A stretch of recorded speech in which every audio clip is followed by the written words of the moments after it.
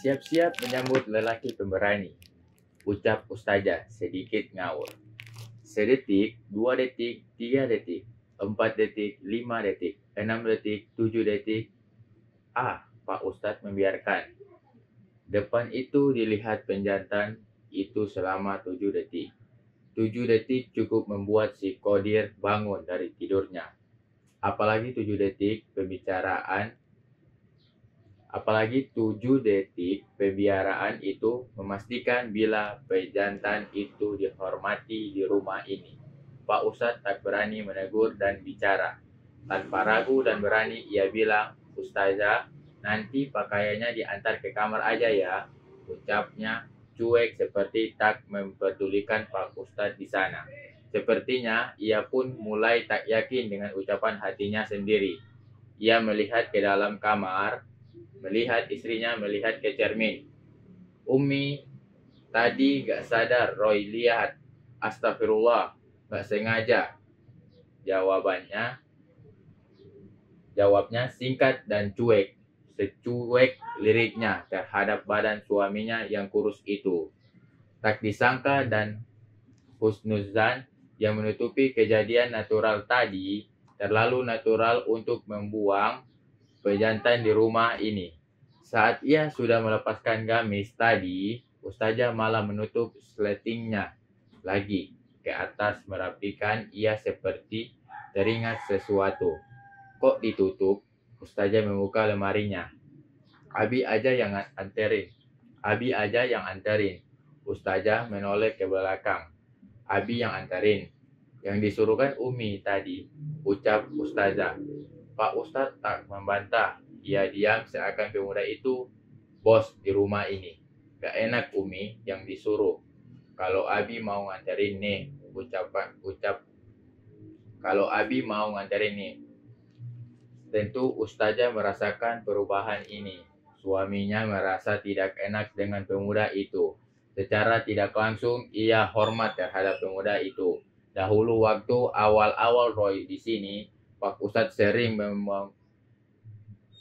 sering membangunkan Roy subuh atau menyuruhnya ini itu. Tapi sekarang tidak. Ia tidak berani.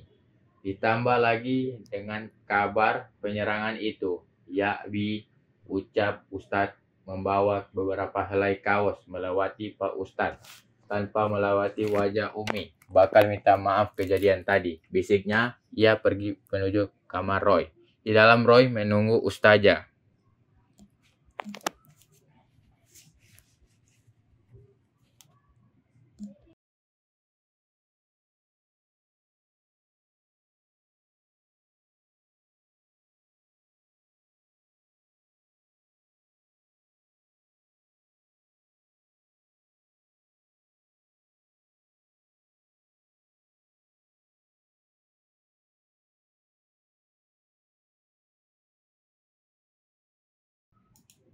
Neneng mondar-mandir di klinik Haji Badri.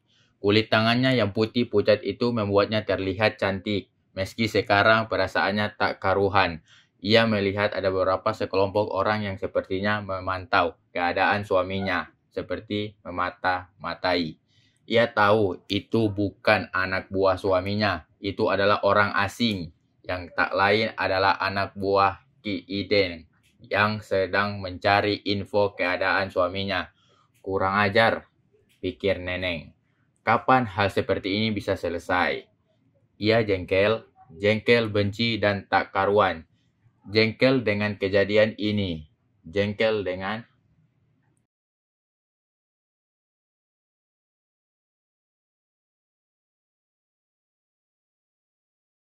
luka Dharma memang cukup dalam. Hati Neneng bercampur aduk antara sedih dan benci.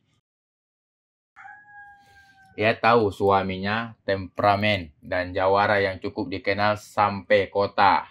Tapi sebagai seorang istri, Neneng sebetulnya ingin suaminya berhenti dari dunia kejawaraan, dari dunia ilmu hitam. Neneng ingat. Lihat sekarang, suaminya berbaring tak mampu tergeletak menahan sakit. Luka memar di mana-mana akibat perkelahian kemarin. Luka tusuknya cukup dalam, Teh Neneng mendengar dari anak buahnya. Bila Royhan tidak ada di sana, mungkin suaminya sudah bertubi-tubi kena tusuk dadakan malam itu. Ia ingin Dharma menyudahi drama jawaranya.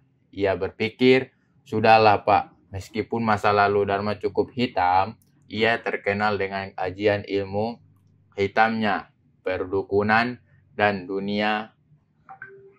Banyak orang yang sudah menjadi korban di tangannya. Banyak orang yang takut. Yaitulah Dharma, sang jawara ilmu hitam. Sebagai seorang istri, Neneng mendambakan Dharma hadir untuk bisa memberi ketenangan pada anak dan dirinya, keluarganya. Ia mendambakan ketenangan. Jauhi sudah dunia-dunia bahaya seperti ini, pikir Neneng. Ia ingat awal tahun, karena buktinya, meski sudah mengamalkan ilmu hitam, ia tetap tertusuk. Bisa diperkirakan orang yang menusuknya pun memiliki ilmu yang hitam yang sama. Karena biasanya Dharma tidak pernah terluka parah seperti ini bila berkelahi. Jelas, kampung preman itu isinya bukan orang sembarangan. Tapi kejadian kali ini sedikit ada rasa bangga. Teh Neneng pun kaget saat mengetahui Ustadz Ujang adalah salah satu dalang di balik penyerangan itu. Ternyata seorang ustadz pun tak menjalani jaminan bila sudah terkena nafsu dunia pikirannya. Udahlah Pak, kata Mama juga apa, jangan main-main, jago-jagoan lagi. Jangan main jawara lagi, udah apalagi yang kita cari. Anak buah kita banyak, usaha menyewakan. Tanah kita udah dijadikan guest house oleh Royhan, istri cantik. Bapak mau cari apa lagi? Dalam sakit Dharma sedikit tersenyum mendengar suara istrinya. Terutama saat istri kesayangannya itu bilang iya cantik. Kenapa? Emang Kak cantik kan? Tuh ucapannya sambil berdiri. Indah. Pantat yang seperti berbentuk bebek segar dan matang itu. Yang tebal menopang tambah tingginya. Istrinya memang tahu dirinya sering jadi perhatian para pria. Namun, tak ada satupun yang berani ketika tahu ia istri seorang jawara berilmu hitam. Tapi ia berpikir bila ucapan istrinya itu benar. Ia juga merasa harus memberi rasa aman kepada istrinya, anak, dan keluarganya. Ya, sepulang dari sini, ucapannya berjanji. Angin perubahan seketika dirasakan Neneng. Memang itu hanya niat, tapi setidaknya permulaan yang bagus. Mudah-mudahan bukan janji palsu bagi seperti awal tahun kemarin. Neneng tidak menceritakan ada orang mencurigakan yang mondar-mandir. Pak, memangnya Roy waktu itu narik Bapak? Tanya istrinya mengenai penyerangan malam itu. Dharma pindah posisi tidur. Ia menahan sakit. Iya. Roy udah nahan-nahan Bapak aja supaya jangan menyerang. Bapak mikirin anak buah Bapak yang ditahan. Borong. Waktu Bapak ditusuk mendadak, Roy yang menarik Bapak. Roy juga kena tusuk. Roy ketusuk ngelindungin Ustadz Boim. Tapi Bapak lihat lukanya gak dalam. Inilah maksud ketidaktenangannya yang dirasakan Neneng.